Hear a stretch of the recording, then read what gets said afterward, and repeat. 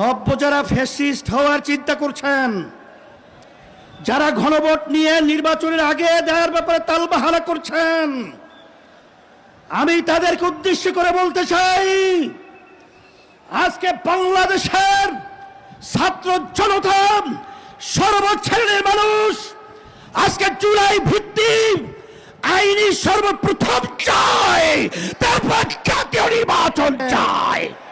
আমরা অন্তর্বর্তী সরকারকে বলবো, আমরা শান্তিপ্রিয়, বারবার রাস্তায় রোদ্রে আমাদেরকে পোড়াচ্ছেন, আপনারা পুড়িয়েছেন, আর কত রাস্তায় নামতে হবে? এরপরে পরামর্শ ভিত্তিক আমরা বাংলাদেশের সর্বস্তরের মানুষদের নিয়ে এমন কর্মসূচি ঘোষণা করব, আপনি গণভোট জাতীয় নির্বাচনের আগে দিতে বাধ্য হবেন, বাস্তব দাবি মানতে বাধ্য হবেন ইনশাআল্লাহ। শুকরিয়া আদায় করতেছি মহান রব্বুল আলামিনের দরবারে।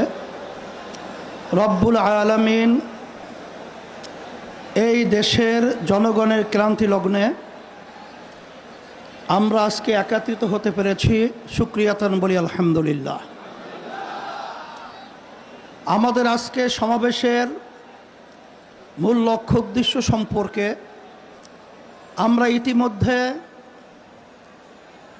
বিভিন্ন পর্যায়ের দায়িত্বশীলদের থেকে গুরুত্বপূর্ণ আলোচনা শুনেছি। আল্লাহ কবুল করলে আরও শুনব। তবে আপনাদের কাছে পরিষ্কারভাবে আমরা আপনাদের মাধ্যমে বর্তমানে অন্তর্বর্তীকালীন সরকারকে আমরা জানাতে চাই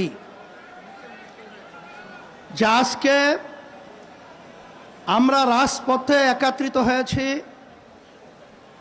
কি দাবিগুলো আদায়ের জন্যে, বিশেষ করে জুলাই সনদের স্বীকৃতি সহ এই বাংলাদেশকে সুন্দর একটা দেশ তৈরি করার লক্ষ্যে যে জুলাই সনদ তৈরি হয়েছে, এই সনদের আইনি ভিত্তি জাতীয় নির্বাচনের আগেই এটা আমরা চাই এবং দিতে হবে। সমস্ত রাজনৈতিক দলগুলো এই আইনি ভিত্তির ব্যাপারে, গণভোটের ব্যাপারে তারা একমত পোষণ করেছে। কিন্তু আজকে বাংলাদেশের ভিতরে উল্লেখযোগ্য যারা কয়েকবার দেশ পরিচালনা করেছে, তার ভিতরে